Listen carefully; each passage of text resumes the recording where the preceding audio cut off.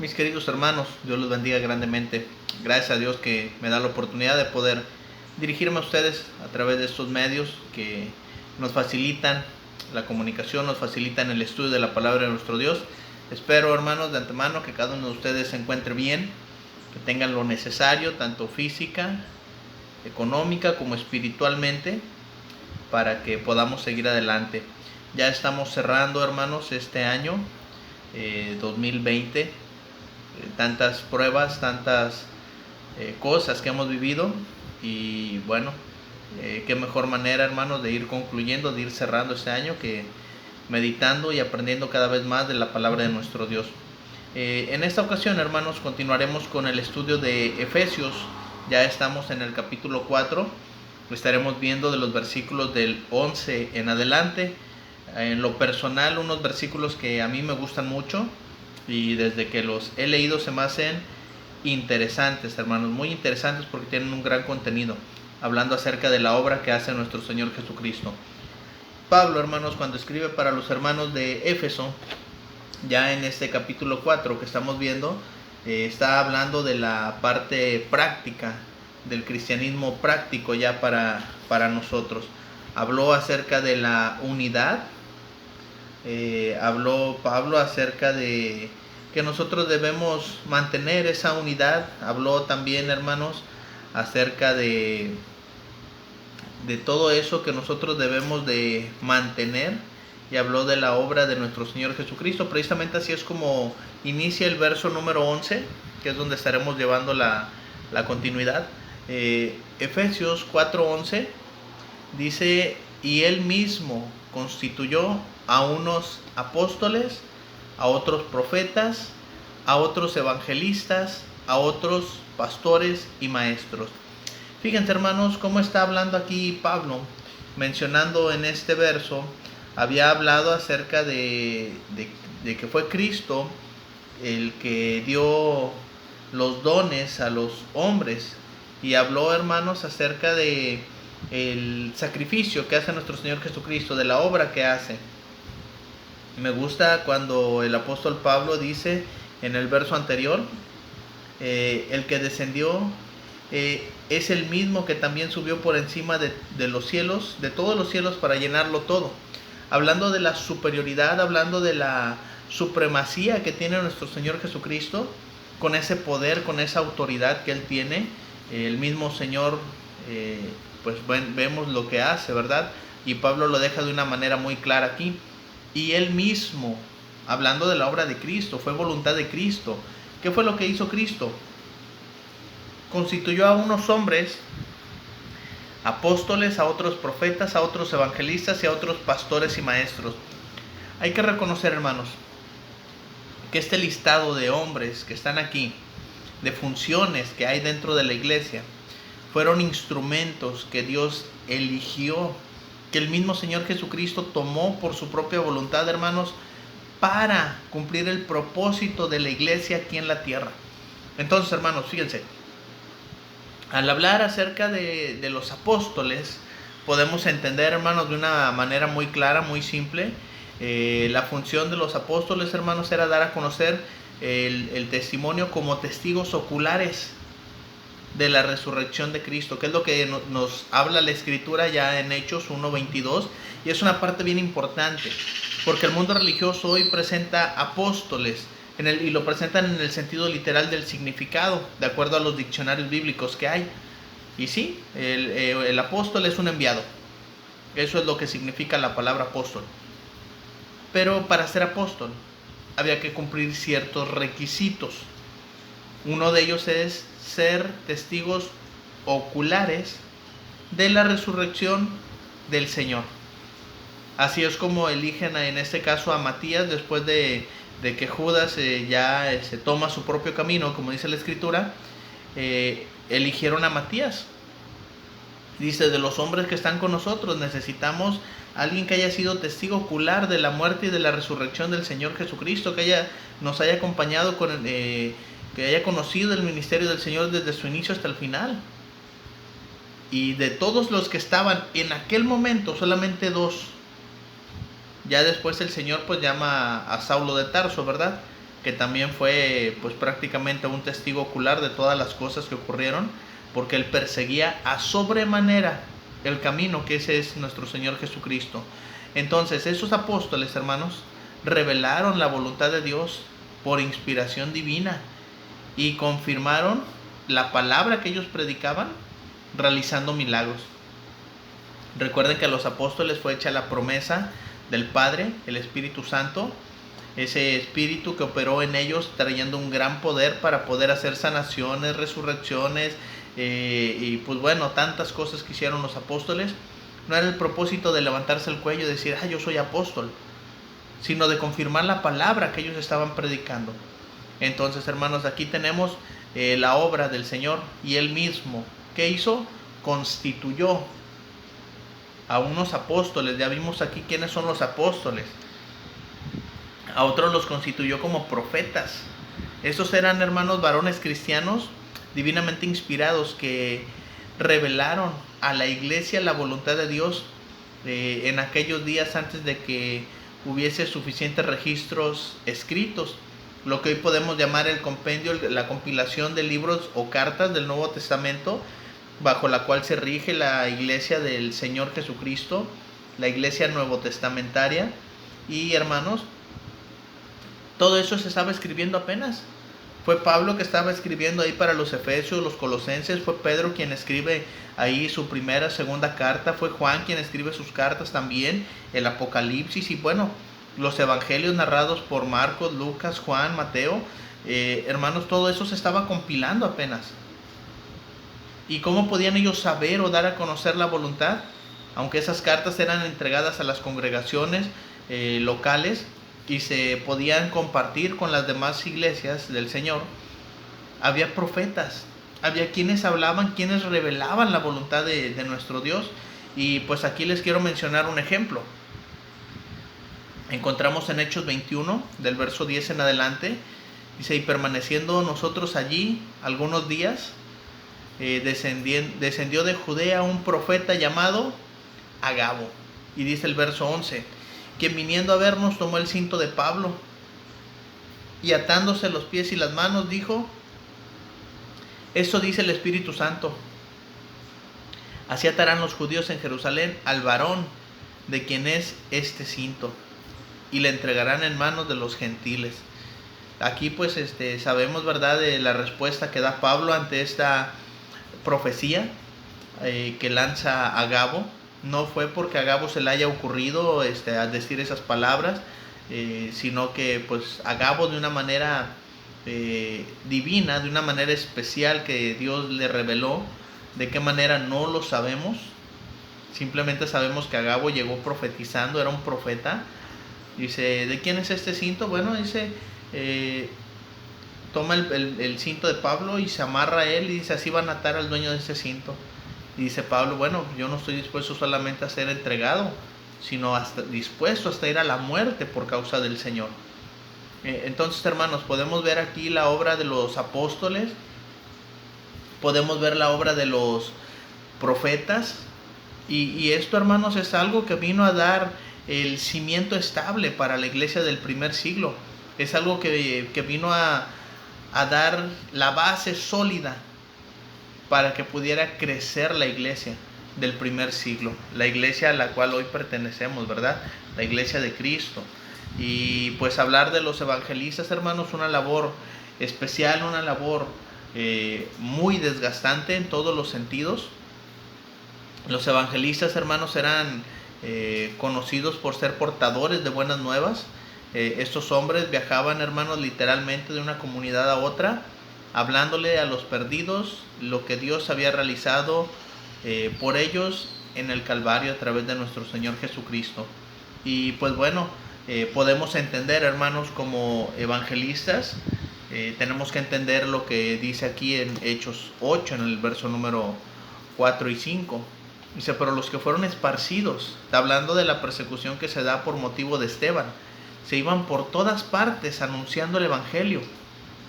Fíjense, hermanos, qué hermoso es que en medio de la persecución, los cristianos del primer siglo, lejos de sentarse a llorar o salir huyendo despavoridos con el miedo de que Saulo de Tarso los persiguiera, los obligar a blasfemar y los metiera a la cárcel, ellos hacían la labor de evangelista. Y aquí menciona a un personaje muy importante que se conoce precisamente como Felipe el Evangelista. Entonces Felipe descendió a la ciudad de Samaria, les predicaba a Cristo. Ya de los versículos, hermanos, del veintitantos en adelante, se habla acerca de la obra que realiza Felipe. Cuando el Espíritu habla con Felipe y le dice, baja por este camino que desciende a Gaza y ahí te vas a encontrar con alguien, júntate, háblale. Y es ahí donde tenemos la hermosa narración del etíope eunuco. Y es precisamente Felipe, el evangelista, aquel que dominaba, hermanos, la escritura, aquel que era portador de buenas noticias y que predicaba y anunciaba el evangelio. Y aquí mucha gente ha llegado a decir, bueno, ¿qué es el evangelio? El evangelio, hermanos, es simple y sencillamente la muerte, la sepultura, pero también es la resurrección de nuestro Señor Jesucristo. Hermano René, ¿dónde dice eso? La Escritura nos enseña, hermanos, allá en 1 Corintios, en el capítulo 15, de los versículos del 1 en adelante, palabras o letras que escribe aquí el apóstol Pablo, y dice, además os declaro, hermanos, el evangelio que os he predicado. Fíjense, aquí ya Pablo está declarando algo bien importante. El evangelio que les he predicado, el cual también recibisteis, en el cual también perseveráis, por el cual asimismo, si retenéis la palabra que os he predicado, dice aquí la Escritura, sois salvos, si no creísteis en vano. Y aquí dice en el verso número 3, cuál es el evangelio que Pablo les había predicado. Porque primeramente os he enseñado lo que asimismo recibí. Recuerden Pablo cuando es llamado por el Señor, cuando en aquel camino a Damasco, se le aparece el Señor al mediodía y lo deja ciego. Entra a la ciudad y ahí se le dice qué hacer. Y pues es Ananías quien entra, le impone las manos, ora con él, y de ahí tenemos la conversión de Saulo de Tarso al cristianismo. Y dice aquí Pablo, primeramente os he enseñado lo que asimismo recibí. ¿Qué recibió? Que Cristo murió por nuestros pecados conforme a las Escrituras, y que fue sepultado, y que resucitó al tercer día. Esto no es cuento, no es historia, no es invención de alguien. Dice aquí al final, conforme a las Escrituras. Eso ya estaba, hermanos, para que se transmitiera. Esta enseñanza ya estaba lista, hermanos, para ser predicada. Y los evangelistas, aquellos hermanos que anuncian las buenas nuevas, aquellos que tienen unos pies hermosos por andar yendo de aquí y de allá para compartir el mensaje de salvación, hermanos, son los que está diciendo Pablo en Efesios 4:11, que el mismo Señor Jesucristo los constituyó. Sí, a los apóstoles, a los profetas y a los evangelistas. Pero también tenemos, hermanos, otra sección, otro grupo de hermanos, varones, a los cuales se les va a llamar pastores y maestros. Fíjense, hermanos, los pastores y maestros, hermanos, aquí estamos hablando ya de la obra de la iglesia en una congregación local. Estos habían de permanecer, hermanos, en un lugar para nutrir a los convertidos en su nueva fe, a los conversos, dice aquí la lectura, ¿verdad? Entonces, hermanos, estamos hablando de los apóstoles, predicando en todos lados. Recuerden que ellos empezaron en Jerusalén, de acuerdo a lo que dice Hechos 1, después Judea y Samaria, y de ahí se expandieron hasta lo último de la tierra, que cuando llega Saulo de Tarso, ya el Señor le llama a Pablo, empieza a hacer los viajes misioneros. ¿Y qué era el propósito de que hiciera Pablo? Establecer congregaciones. Una vez que Pablo establecía congregaciones, de ahí empezaban los profetas, los evangelistas, a traer más gente. Y de los cuales, de los que iban llegando, iban adquiriendo conocimiento, madurez, se establecían pastores y maestros para enseñar en la congregación local. Que es algo que Pablo le menciona a Tito.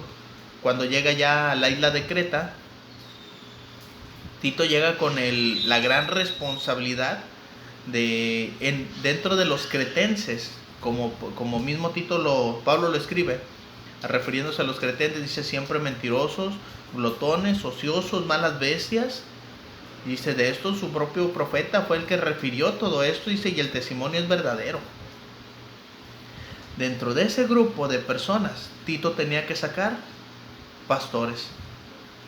Entonces, hermanos, ¿cuál es la labor del pastor? Cuidar del rebaño. ¿Cuál es la labor del maestro? Enseñar y capacitar a los hermanos para poder realizar la obra del ministerio en su congregación local. Entonces, fíjense lo que dice aquí, hermanos, la escritura en Hebreos. En Hebreos capítulo 13, versículo 7 y versículo 17. Escribe aquí el autor de los Hebreos: acordaos de vuestros pastores que os hablaron la palabra de Dios, considerad cuál haya sido el resultado de su conducta e imitad su fe. Dice Hebreos 3 en el verso 17, obedecer a vuestros pastores y sujetaos a ellos. ¿Por qué? Porque ellos velan por vuestras almas como quienes han de dar cuenta, para que lo hagan con alegría y no quejándose, porque esto no es provechoso. Los pastores, hermanos, y maestros están para cuidar de la grey, para cuidar del rebaño. Y pues bueno, entendemos, hermanos, que es tan grande la labor y es tanta la responsabilidad, hermanos, de cuidar a las almas, que dice aquí el verso 17, porque ellos velan por vuestras almas como quienes han de dar cuenta. Así que, hermanos, si esto es la labor de los pastores, no se debe de tomar a la ligera los requisitos que se dan en 1 de Timoteo, en 2 de Timoteo, en Tito, en Hebreos y en Hechos acerca de los pastores. Sí, maridos de una sola mujer, no dado al vino, no pendencieros, pedador, no codicioso de ganancias deshonestas, que tengan sujeción su casa, con hijos creyentes. Entonces, hermanos, no podemos nosotros permitir que la congregación se diga el pastor cuando no es ni casado, que no tiene hijos, o que su vida no es lo que el Señor está pidiendo. Esto, hermanos, pues obviamente es para llamar la atención de todos aquellos que aspiran a un ancianato dentro de la iglesia, que se esfuercen por cubrir los requisitos que el Señor pide. Ahora, está hablando de pastores y maestros. 1 Timoteo en el 5:17 dice: los ancianos que gobiernan bien su casa sean tenidos por dignos de doble honor, mayormente los que trabajan en predicar y enseñar. Entonces, hermanos, de esos mismos pastores y maestros, estamos hablando de que ellos, hermanos, tienen una gran estima a los ojos del Señor. Y si en su congregación local, hermanos, hay pastores, cuiden de ellos. Hay que apoyarlos. Hay que darles el lugar que merece cada quien.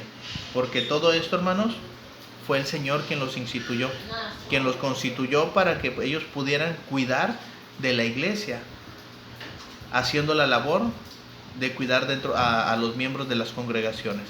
Entonces, fíjense cómo dice aquí: y él mismo constituyó a unos apóstoles, a otros profetas, a otros evangelistas, a otros pastores y maestros. Y dice el verso 12, ahí está el propósito: a fin de perfeccionar a los santos para la obra del ministerio, para la edificación del cuerpo de Cristo. ¿Cuál es el propósito de que el mismo Señor constituyera a todos esos hermanos capaces de realizar una obra dentro de la iglesia? De perfeccionar. El objetivo de Cristo, hermanos, es perfeccionar a los santos de manera que puedan madurar. Pablo definió esta madurez como la obtención de la medida de la estatura de la plenitud de Cristo. Eso lo estaremos viendo en el siguiente verso. La perfección de los santos, hermanos, estamos hablando de santidad y conducta. Fíjense cómo dice Mateo 5:48. Que son palabras del Señor Jesucristo, lo que encontramos ahí en Mateo. Sed pues vosotros perfectos. Y la comparación que hace aquí el Señor Jesucristo es bien interesante. Como vuestro Padre que está en los cielos es perfecto. No está hablando de una perfección física, hermanos. Está hablando de una perfección espiritual. Está hablando de santidad. Está hablando de nuestra conducta como cristianos. ¿Cuál era la labor de todos ellos? perfeccionar, hermanos, a los santos. Habla también de la obra del ministerio. Habla de una obra personal dentro de la iglesia. ¿En qué se está ocupando usted, querido hermano o hermana? ¿Qué está realizando usted como obra para el Señor dentro de la congregación local en la cual usted se encuentra? Pablo mencionó en Gálatas 6:4. Así que cada uno someta a prueba su propia obra, y entonces tendrá motivo de gloriarse solo respecto de sí mismo y no de otro. Porque muchas veces, hermanos, en la congregación local se llevan a cabo actividades. Hay una iglesia que está funcionando, que está creciendo, cada quien es involucrado, pero hay alguien, hermanos, que no está trabajando, hay alguien que no está haciendo las cosas. Y puede decir, es que nosotros en la iglesia hacemos esto. Es que yo soy miembro de la iglesia aquí, allá y allá, y hacemos esto y hacemos lo otro. Pregúntese usted mismo, hermano, ¿qué estoy haciendo yo dentro de la congregación local? ¿En qué estoy funcionando? ¿Llego puntual? ¿Sirvo? ¿Atiendo? ¿Visito a los hermanos? ¿Estoy haciendo labor de evangelista? ¿Estoy compartiendo el mensaje con otros? ¿O solamente el hermano que predica? ¿O solamente la familia que siempre sirve? ¿O los que se encargan de tal o X cosa? ¿Son solamente los que están trabajando? Eso, hermanos, nos habla de una obra del ministerio. Y es una obra personal. También, hermanos, se habla de la edificación de la iglesia.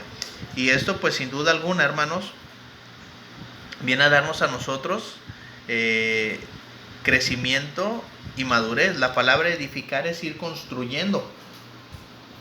Nosotros estamos aquí, hermanos, para hacer que la iglesia local funcione. ¿De qué manera? Crecimiento y madurez. Me gusta cómo lo dice Pablo en 1 Tesalonicenses 5:11. Por lo cual, animaos unos a otros. Pero dice también, y edificaos unos a otros, así como lo hacéis. Hermano, hermana, usted está edificando a alguien, a su familia, a sus hijos, los está ayudando a ser mejores cristianos. La labor de edificar, hermanos, de hacer crecer, la labor de hacer madurar a los hermanos a través de la palabra, a través de estar con ellos, a través de ser guía, es una labor muy difícil, hermanos. Pero nos está diciendo aquí la Escritura, todos estos hombres, hermanos, que se constituyeron dentro de las iglesias, tienen la obra, el propósito de perfeccionar a los santos, a toda la iglesia, para la obra del ministerio, que cada uno realice su propio ministerio, para la edificación del cuerpo de Cristo, para que la iglesia de Cristo crezca, hermanos, y haya madurez. Por eso el verso siguiente, hermanos, inmediatamente dice, hasta que todos lleguemos a la unidad de la fe y del conocimiento del Hijo de Dios, a un varón perfecto, a la medida de la estatura de la plenitud de Cristo. Y esto, hermanos, lo encontramos de una manera muy simple y muy sencilla. El propósito de Dios, el propósito de Cristo para la iglesia es que todos lleguemos a la unidad de la fe. Está hablando, hermanos, de la totalidad de la iglesia, todos los cristianos, no quiere que ninguno se quede aparte. Todos, hermanos, tenemos ese gran compromiso delante de Dios. Está hablando, hermanos, de unidad en la fe. Lleguemos a la unidad de la fe, dice aquí literalmente. Lleguemos a la unidad del conocimiento del Hijo de Dios. Lleguemos, hermanos, a la unidad de crecimiento hasta la estatura de la plenitud de Cristo. Esa es la medida, hermanos, que Dios tiene para nosotros. Y si se dan cuenta, estamos reafirmando los versos que enseñó Pablo en los versículos del 12 en adelante. Con toda humildad y mansedumbre, soportándoos con paciencia los unos a los otros en amor, solícitos en guardar la unidad del Espíritu en el vínculo de paz. Y aquí vienen los 7 que ya vimos la semana pasada.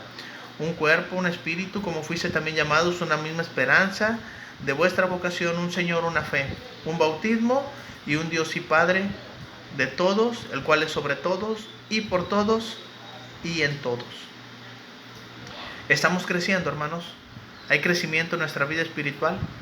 Espero que podamos aprovechar estos versos y reflexionar acerca de nuestra obra, reflexionar acerca de nuestra fe, del ministerio que estamos llevando y acerca del crecimiento y la madurez que estamos teniendo como cristianos. Espero, hermanos, que esta clase nos ayude a nuestro crecimiento, a nuestro desarrollo, y que podamos analizar y meditar acerca de lo que estamos haciendo en la congregación en donde nos encontramos. Gracias por su tiempo, mis hermanos, gracias por su atención. Dios los bendiga. La próxima semana estaremos estudiando el verso 14 en adelante, para que ya no seamos niños fluctuantes, llevados por doquiera de todo viento de doctrina, que por estratagema de hombres que para engañar emplean con astucia las artimañas del error. Todo esto que se está mencionando en este verso 14 nos da la advertencia de por qué necesitamos crecer y madurar.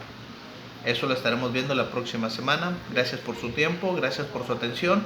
Dios los bendiga, y si Dios nos da oportunidad, hermanos, continuamos la clase de Efesios del capítulo 4 el año que viene. Dios los bendiga, hermanos.